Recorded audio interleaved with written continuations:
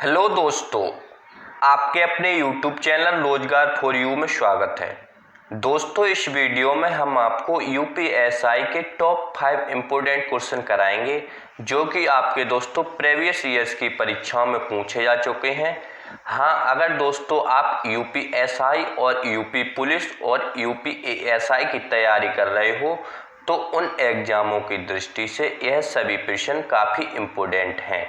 तो दोस्तों, आपसे हाथ जोड़कर विनती है, प्लीज़ वीडियो को पूरा देखिएगा और वीडियो पसंद आए तो वीडियो को लाइक और चैनल को सब्सक्राइब कीजिएगा। तो चलिए दोस्तों, शुरू करते हैं प्रश्न नंबर 1 से। तो ये रहा दोस्तों आपके सामने प्रश्न नंबर 1 है। प्रश्न नंबर 1 आपका दोस्तों कह रहा है कि 3/√16, जी हाँ, 3 × √16 1 है। तो आपको बताना है कि 3 × √16 1 क्या है। तो दोस्तों सबसे पहले हम इसको क्या लिख सकते हैं, तो इसको हम जो लिख सकते हैं वो लिख सकते हैं 3 और दोस्तों √16 का जो वर्गमूल होता है वो आपको भी पता होगा, वो होता है आपका दोस्तों 4। तो अब ये क्या हो गया, अब ये दोस्तों हो गया 3 × 4। अब जब हम इनका गुणा करेंगे तो ये हो जाएगा आपका दोस्तों 12। तो अब आपको बताना है कि 12 क्या है। 12 एक अप्रिमेय संख्या है या काल्पनिक संख्या है या पूर्णांक है या अभाज्य संख्या है। तो दोस्तों अप्रिमेय संख्या जो होती हैं वो वे संख्याएं होती हैं जिनको हम P/Q के रूप में नहीं लिख सकते। जी हाँ, अपरिमेय संख्याएं वे संख्याएं होती हैं जिनको हम P/Q के रूप में नहीं लिख सकते, जबकि काल्पनिक संख्याएं जो होती हैं वो सभी वे संख्याएं होती हैं जिनको हम अंडर रूट में माइनस के लिख सकते हैं। जी हाँ, जो कि अंडर रूट के अंदर माइनस की होती हैं, या फिर इनके साथ हम आइटा भी लिख सकते हैं। इसको हम √3 आइटा भी लिख सकते हैं। ठीक है। और दोस्तों पूर्णांक जो संख्याएं होती हैं वो आपकी सभी जो वास्तविक संख्याएं होती हैं वो सभी पूर्णांक संख्याएं होती हैं। क्या होती हैं? पूर्णांक, या फिर जिनको हम गिन सकते हैं, जैसे कि 1 2 3 4 5 6 7 8 9 10 11 12 13 14, यह सभी क्या संख्याएं हैं? यह सभी आपकी पूर्णांक संख्याएं हैं। जी हाँ। और अभाज्य संख्याएं जो होती हैं दोस्तों वे संख्याएं होती हैं जो कि केवल और केवल स्वयं से या फिर 1 से ही विभाजित होती हैं। तो इसका आपका दोस्तों राइट आंसर क्या हो जाएगा? तो आप बताना दोस्तों, जो 12 है वो आपकी क्या है? तो 12 जो है वो आपकी एक पूर्णांक संख्या हो जाएगी। तो इसका राइट आंसर आपका ऑप्शन नंबर सी हो जाएगा। चलिए देखते हैं नेक्स्ट क्वेश्चन। ये रहा दोस्तों आपके सामने क्वेश्चन नंबर 2 नंबर क्वेश्चन कह रहा है, इसमें एक संख्या दे रखी है। तो जो संख्या है वो है आपकी दोस्तों 67 45 12 81 और 120। तो आपको बताना है कि यह जो संख्या है 67 45 12 81 120 यह किससे विभाजित है। तो दोस्तों यह जो विभाजित होगी वो आपको बताना है किससे होगी। तो दोस्तों जो आपका 15 जो संख्या है 15, तो 15 में जो हमें पता है 15 से विभाजित का रूल, तो 15 से जो विभाजित का जो रूल होता है वो ये होता है कि वो संख्या अपने गुणनखंड, जी हाँ, अगर कोई संख्या 15 से विभाजित है तो वह संख्या उसके गुणनखंड से भी विभाजित होगी। तो 15 का जो गुणनखंड होगा वो कितना होगा? वो हो जाएगा आपका दोस्तों 3 × 5। ठीक है, ठीक है। और 18 से अगर कोई संख्या विभाजित है तो वह उसके गुणनखंड से भी विभाजित होगी। तो 18 के जो गुणनखंड हो जाएंगे वो हो जाएंगे आपके दोस्तों 6 × 3 और इसके हो जाएंगे 3 × 5। और दोस्तों 16 के गुणनखंड कितने हो जाएंगे? 16 के हो जाएंगे आपके 2 × 8 और जबकि 14 के हो जाएंगे आपके 2 × 7। ठीक है, ठीक है। तो दोस्तों आपको तो पता ही है कि 3 से विभाजित का जो रूल होता है वो आपका दोस्तों संख्या के अंकों के योगफल को अगर हम 3 से डिवाइड कर दें तो वह संख्या आपकी 3 के या फिर 3 के जो गुणज होते हैं उनसे आपकी डिवाइड हो जाएगी। ठीक है। और दोस्तों 2 से जो डिवाइड का जो रूल होता है वो ये होता है कि संख्या का अंतिम अक्षर जो है वो आपका सम या फिर 0 होना चाहिए। तो आपको पता ही है कि इस संख्या के अंतिम जो 2 अंक हैं वो क्या हैं। तो इस संख्या के जो अंतिम अंक है वो 0 है। तो इसलिए ये संख्या दोस्तों मोस्ट चांसेस हैं कि ये संख्या 2 के गुणज या फिर जो 2 जिन में आ रखा है इनसे विभाजित होगी। जबकि 14 से ये हो नहीं सकती क्योंकि इसमें 2 × 7 आ रहा है। तो दोस्तों 7 से जो विभाजित का जो रूल होता है वो ये होता है कि अगर किसी संख्या का 6 बार या फिर उससे ज़्यादा रिपीटिशन या फिर पुनरावृत्ति हो तो वह संख्या आपकी 7 से विभाजित होगी। जैसे कि 55, 55, 55, 55, 55, 55।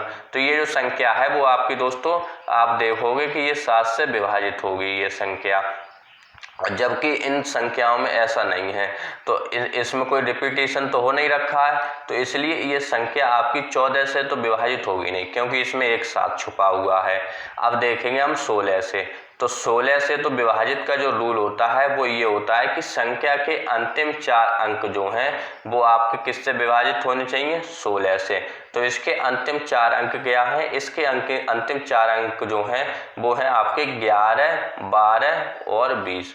ठीक है, ठीक है। अभी जब हम इसको दोस्तों 16 से विभाजित करेंगे तो ये 16 सत्ते 112 हो जाएगा, जो कि दोस्तों आपकी पूरी 16 से कट जाएगी। ठीक है, तो इसलिए ये संख्या जो है आपकी 16 से विभाजित हो जाएगी। अब तुम कहोगे सर जी 15 और 18 से क्यों ना चेक करी। सर जी 15 और 18 से चेक करने से पहले हमें पता है कि जहाँ में का आ रहा हुआ है, जहाँ में आ रहा हुआ 3 × 5 और जहाँ में आ रहा हुआ है 3 × 6।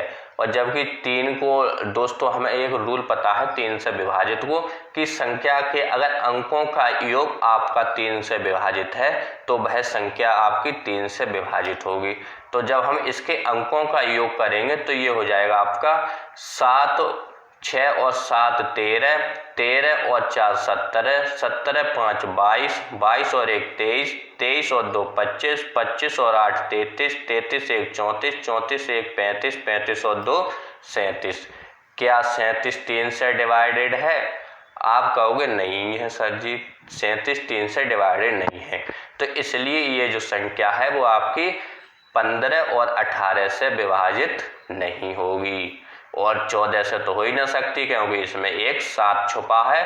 और 7 से विभाजित का जो रूल होता है वो ये होता है कि संख्या के अंकों की जो पुनरावृत्ति है वो आपकी 6 या फिर 6 से अधिक हो रखी हो। ठीक है, ठीक है। चलिए देखते हैं नेक्स्ट क्वेश्चन। ये रहा आपके सामने दोस्तों क्वेश्चन नंबर 3 नंबर क्वेश्चन है। क्वेश्चन नंबर 3 कह रहा है कि निम्नलिखित संख्याओं में कौन सी संख्या ऋण या फिर अभाज्य है। दोस्तों ऋण को हम अभाज्य भी लिख सकते हैं या फिर ऋण को हम अभाज्य भी कहते हैं। ठीक है, ठीक है भैया। तो बताओ इनमें से कौन सी ऐसी संख्या है जो अभाज्य है या फिर आपकी ऋण है।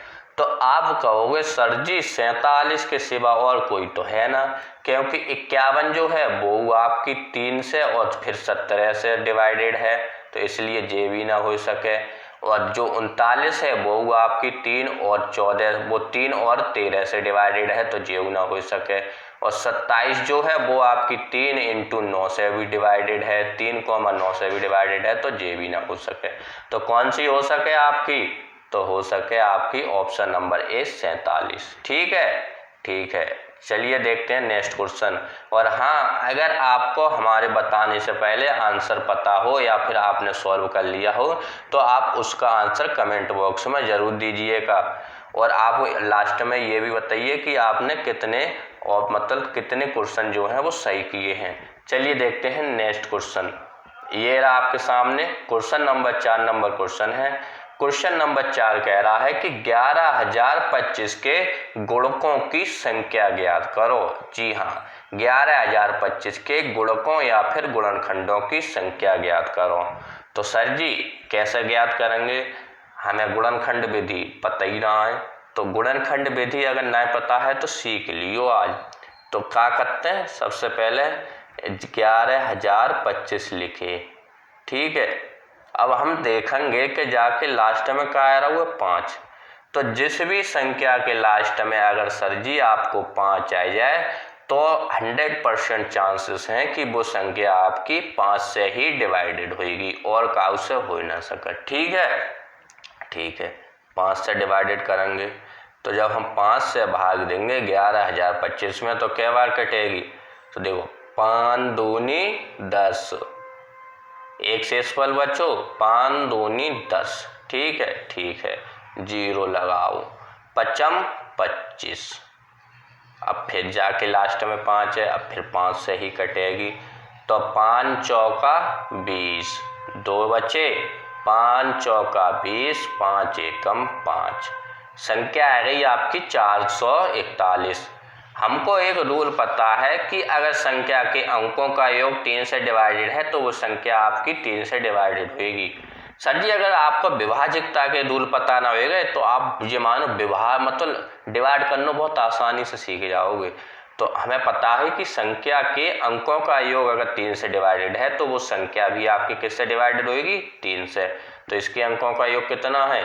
4 और 4 8 और 1 9, तो 3 से डिवाइडेड है, जाहिर सी बात है। तो 3 से फिर काटेंगे तो 3 एकम 3 और जे जहाँ 2 बचे जे कितने हो गए आपके सर जी? 3 एकम 3, एक बच्चों जो हो गए 14 और जो हो गए 3 चौक 12, इतने 2 बच्चे जो हो गए 3 सत्ते 21। अब जो 147 जो है ना वो फिर आपकी 3 से ही डिवाइडेड हो जाएगी क्योंकि 7 और 4 11 और 1 12। जब 3 से जाए हम फिर काटेंगे तो ये कट जाएगी 3 चौका 12, 2 बचे 3 निम 27, क्या बचे 49। अब 49 को हम कैसे काटेंगे? 7 से, तो 7 7 49, फिर 7 से देंगे तो 7 एकम 7। ठीक है, ठीक है, तो 7 क्या बार आ हुआ है? सबसे पहले देखेंगे ऊपर से, तो 5 क्या बार आ हुआ है? आपके वो 2 बार आ हुआ सर जी। 3 क्या बार आ हुआ है? आपके वो 2 बार आ हुआ सर जी। और 7 क्या बार आ हुआ है? आपके वो 2 बार आ हुआ है। जब 2 बार आ हुआ है तो इनकी जो घातें होती हैं उनमें एक एक हम जोड़ के फिर क्या कर देते हैं? गुणा कर देते हैं बस। तो 2 में 1 जोड़ कितना होगा? 3। अब इस बार 2 में 1 जोड़ो कितना होगा? 3। और इस बार 2 में 1 जोड़ो कितना होगा? 3। अब इनको क्या कर देंगे? गुणा। 3 तिया 9, 9 तिया 27। तो 11,025 के गुणकों की जो संख्या हो गई वो कितनी हो गई सर जी? 27 हो गई। समझ गए कि ना? कितनी हो गई? 27। चलिए देखते हैं नेक्स्ट क्वेश्चन।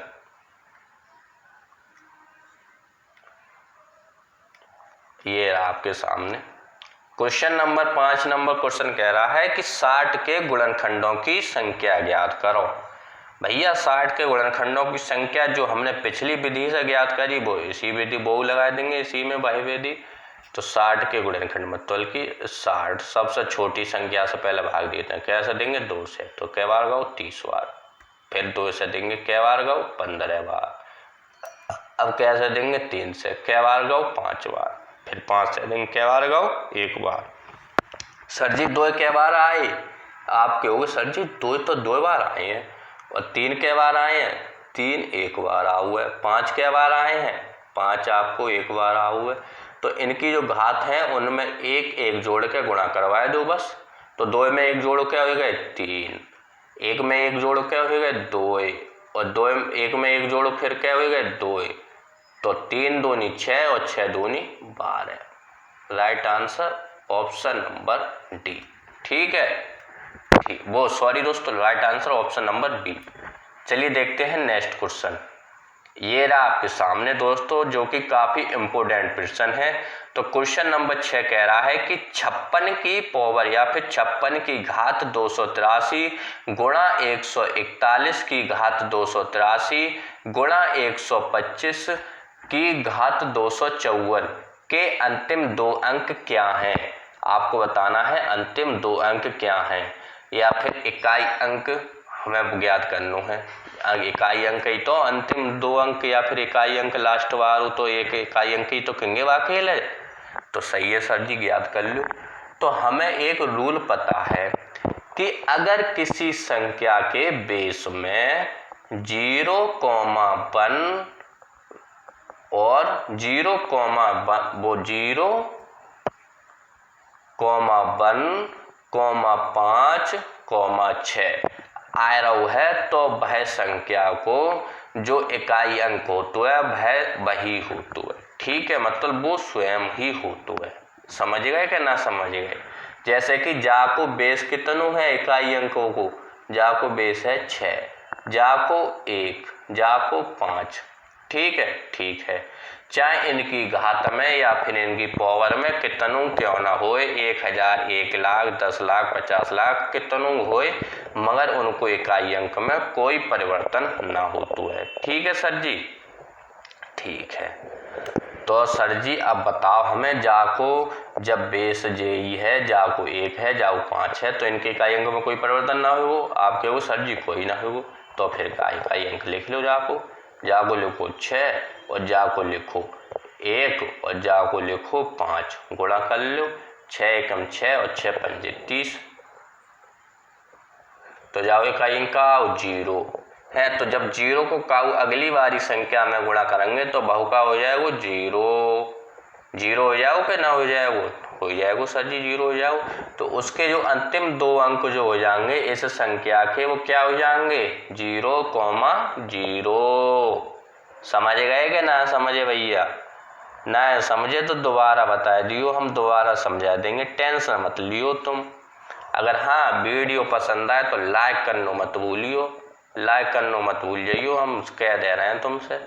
तो चलिए दोस्तों, मिलते हैं आपसे नेक्स्ट वीडियो में। तब तक के लिए जय हिंद, जय भारत, और खुश रहो, खुशहाल रहो।